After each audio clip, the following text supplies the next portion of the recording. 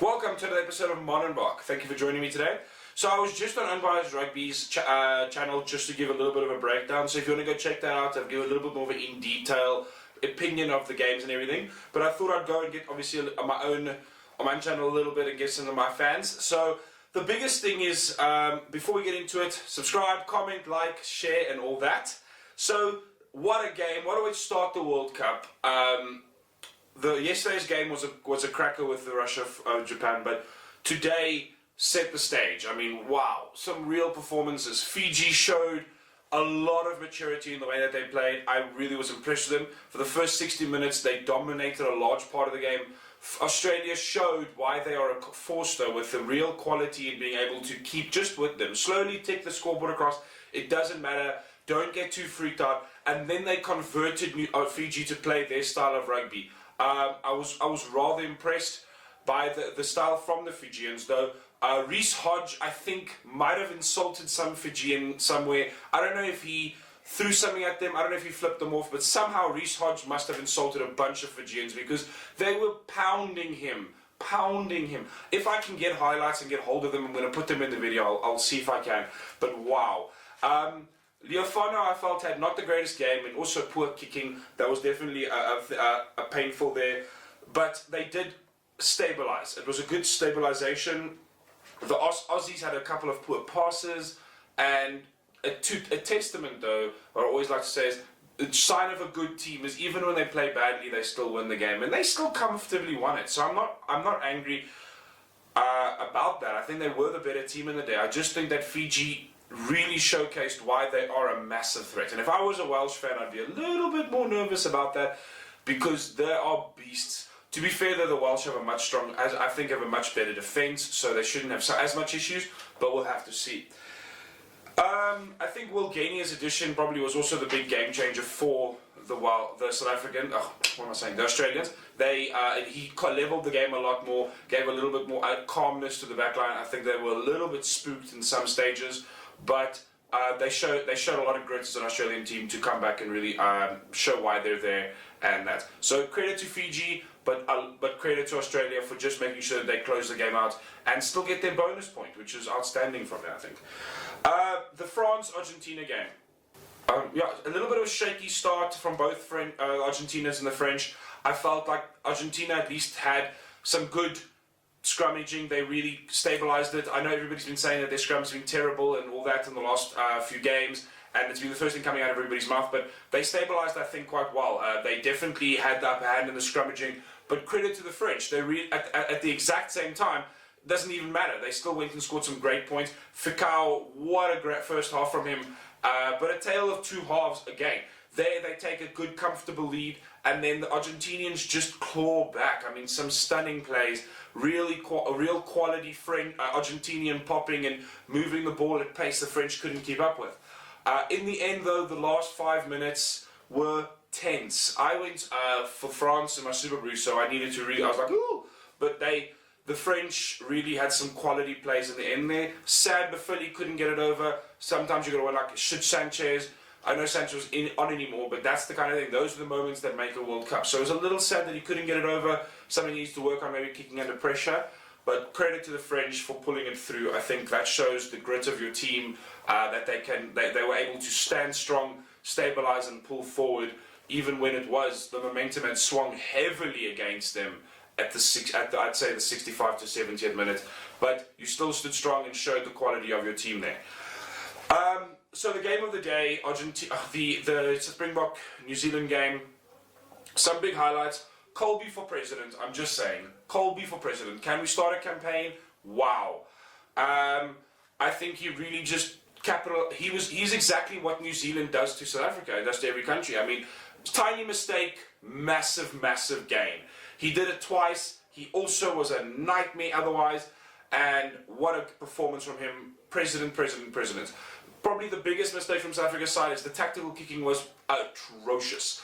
I don't know why we keep on continuing when we cannot kick a ball to a place. We lost so many balls that way. Credit to our defence for being able to gather some of them back after a couple of plays and they also were pushed back from them. Credit, but the fact is you still don't have a ball. We just could not chase on them, so I don't know if there was just maybe that wings were in the right place, but it seemed way too far, way too easily contestable, and often actually caused us to maybe possibly injure some of our players. So really, I question that tactic. On the other hand, New Zealand showed some world-class tactical kicking. Aaron Smith, Bowden Barrett, and Richie Mwanga placed some stunning kicks into the game, and they really showcased their answer to the rush defence to force a team to question and be a little bit wider. A mistake South Africa made, but I think they will learn from. But they had some really great cross kicks in that game. Richie Mwanga had an outstanding performance. Bowden Barrett, when doesn't he? But outstanding performance, well done.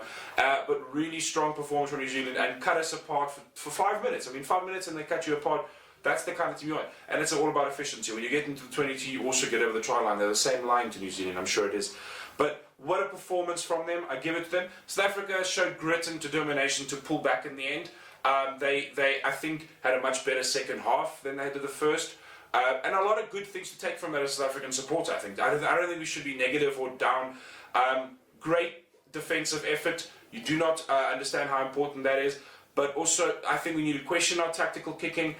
Also, a little bit, maybe Mapimpi, just a little bit too far in when the players on the other side, and New Zealand exploited it comfortably. He did improve it a lot in the second half, but some question marks. Overall, though, as a last little point, because I know it's going to happen in my comments, it's happened in every other comment I've watched so far. Yes, Garcia was a pain. Wow, the breakdown especially. He just did not police it. It was sometimes you can steal a ball, sometimes just whoever gets it, gets it. Other times it's a penalty, and he was not consistent on that. It was really frustrating. Dwayne Vermeulen, one example, near the end of the game, was completely allowed to take that. It should have been a penalty if he did it. Fact of the matter is, even if you get your hand on the ball and the other player holds it down, it's a penalty, Joe Garcia. Read the rules. It doesn't matter if it's now open, anybody can take it, all fun. The problem is now people from the other side are poking at a ball that you held and slowed down. So it's essential. I think that's a question mark, and yeah, I don't know. Tense moments. I think he definitely had a shock-over game and continues his streak of 6-0. So if his job is for us to not beat New Zealand, well done, credit. But that's just a sly comment, but it's still, it frustrates me. But anyway, getting off it, I think New Zealand were the better team on the day. I think they had some good moments, really showcased why they're a World Cup winning team, multiple World Cup winning team, is the fact that they will punish you if you screw up. They will punish every second of it. And that is essential to understand when it comes to playing them, and something every team has taken. But I think both of these teams lay down quite a gauntlet, stunning performances, and a mouth-watering encounter for all of us rugby supporters. Tomorrow's games are quite interesting. Getting to them, we've got the first one, which is the Italy-Namibia game. I think Italy here is going to try and get their bonus points up so they have a chance of competing to maybe go through still. So they're going to try and pump, but I don't see them getting... I think, in my opinion, I think they're going to try and get as many points on the board here. This is where they're going to try and play and move around, really do some expensive stuff to give them a chance in this group. I went for them for about 30, which I think is harsh, but I wasn't extremely impressed by the Namibian performance, and I might change my mind tomorrow. I'm holding thumbs. Namibia does change my mind. The local brethren here, I do like them. Unfortunately, I just don't think they've really come to the party as much as they could have. Next up, the next up game is the big one, the Ireland-Scotland game. Ireland here are definitely firm favourites, but I do think Scotland have targeted this game to try and give a little bit of an upset in here. I think Ireland will definitely be up for it and are going to give a massive performance, but you never count out the Scottish when they can get the ball around and they get a little bit of movement going. But I think the Irish side, on the other hand, have got a lot more stability and a lot more able to just grind the game out and push through. I've only gone for them by 9. But I think Ireland will definitely probably get another try. It'll be close, and in the last 15 minutes they'll probably get a try to pull them away a little bit out of the question mark area. And I definitely think Ireland will most likely take it. And then obviously the next game, but I do think that Scotland are going to come with a massive game, just because of the fact that it is a little bit of a local derby battle, which is always nice to see and always a big one to watch. Then the last game, the England-Tonga game, I'm not going to go huge on this one. I'm going to go only about 30 to 35 because of the fact that I think England are going to get the bonus point and get out. They've got some of their star players on here, but the fact of the matter is They want to get as much points as possible, which is all the points on offer, and then I don't think they want to get any injuries. Those Tongans are no joke to play against, and you don't want to lose some of your star players going forward. I think that's going to be pretty much tomorrow's games. Last thing, a little bit of concern. There are some question marks now. Chervin Yekane, Colby, and Peter Steptotoy are going to be medically tested tomorrow, so I will bring out some news on that. It is a little bit of concern. All three of those players are stars, and we need to make sure that they're okay. So yeah, we'll monitor it. Thanks, guys. I appreciate. Comment down below. Please share. Thank you.